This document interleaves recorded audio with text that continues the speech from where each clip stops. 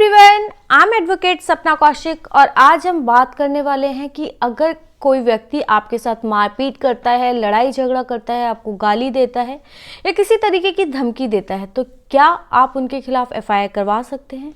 और अगर आप उनके खिलाफ एफआईआर करवा सकते हैं तो आप उनके खिलाफ किन सेक्शंस में एफआईआर करवा सकते हैं। लेकिन उससे पहले एक इम्पॉर्टेंट बात कि अगर आपने हमारा यूट्यूब चैनल अभी तक सब्सक्राइब नहीं किया है तो प्लीज़ हमारा यूट्यूब चैनल सब्सक्राइब कीजिए ताकि हम आपको ऐसे ही लीगल अपडेट्स दे सकें। आप सभी ने एक वायरल वीडियो देखा होगा जिसमें बागपत में दो पक्षों के बीच चार्ट को लेकर बहुत झगड़ा हुआ। दरअसल केस कुछ इस तरीके से था कि दो पक्षों की चाट की दुकान थी। एक ग्राहक आया और उसने एक दुकान से चाट मांगी और दूसरे ने उसके साथ लड़ाई शुरू कर दी कि आपने मेरा ग्राहक क्यों बुला लिया, और उसको लेकर दोनों पक्षों के बीच बहुत लड़ाई झगड़ा हुआ। जब वो वीडियो वायरल हुआ तो बागपत पुलिस ने उन सभी लोगों को अरेस्ट किया और एफआईआर दर्ज कर ली। लेकिन क्या इतना आसान और लोगों के लिए भी होता है कि अगर कहीं लड़ाई झगड़ा हो जाए, कोई मामूली कहा-सुनी या मारपीट हो जाए तो क्या पुलिस इतनी आसानी से एफआईआर कर लेती है?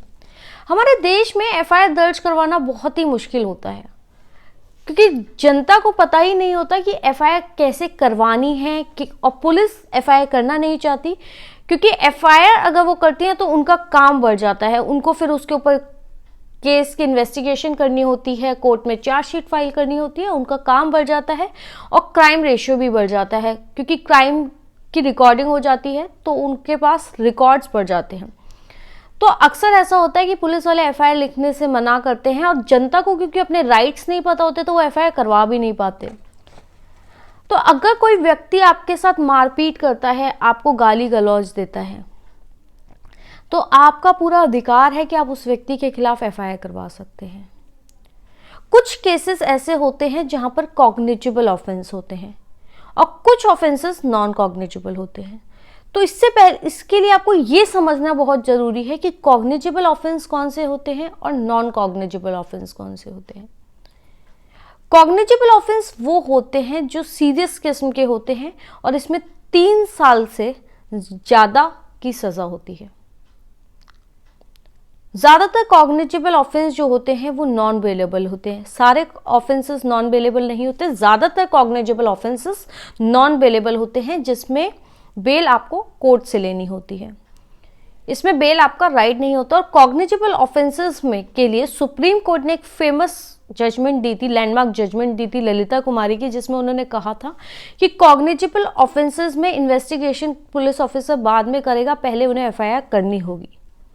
नॉन कॉग्निजेबल ऑफेंस थोड़े कम सीरियस किस्म के होते हैं और ये ज्यादातर बेलेबल ऑफेंस होते हैं और इसमें पहले इन्वेस्टिगेशन होती है और उसके बाद पुलिस ऑफिसर आपकी एफआईआर करता है। जबकि कॉग्निजेबल ऑफेंस में एफआईआर मैंडेटरी होती है। ललिता कुमारी का famous landmark judgment supreme court ने दिया। सुप्रीम कोर्ट ने कहा कि कॉग्निजेबल ऑफेंसेस में पुलिस के लिए एफआईआर करना मैंडेटरी होता है। नॉन कॉग्निजेबल ऑफेंस में आप पहले प्रिलिमिनरी इंक्वायरी करेंगे और उसके बाद आप एफआईआर कर लेंगे।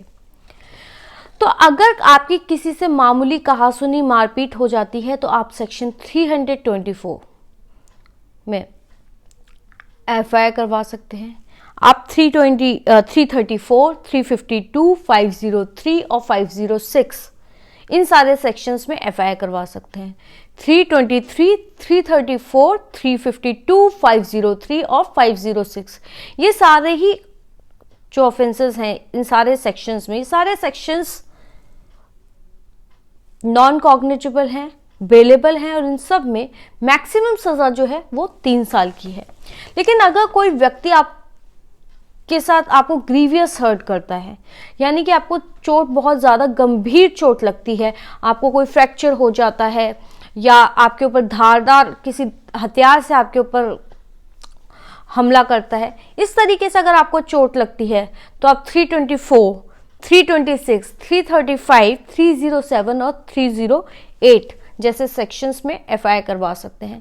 ये सभी कॉग्निजेबल ऑफेंस है, यानी कि अगर आपको गंभीर चोट आई है, किसी ने आपको धारदार हथियार से मारा है, आपको उसका कोई इरादा नहीं था कि आपकी जान चली जाए, लेकिन उसने आपको इतनी गंभीर चोट पहुंचाई है कि आपकी जान जा सकती है, आपका फ्रैक्चर हुआ है या किसी और तरीके की गंभीर चोट लगी है, तो ऐसे केसेस में आप 324, 326, 307, 308 जैसे सेक्शंस में एफआईआर करवा सकते हैं। ये सारे सेक्शंस जो हैं कॉग्निजेबल ऑफेंस हैं और नॉन बेलेबल ऑफेंसेस हैं।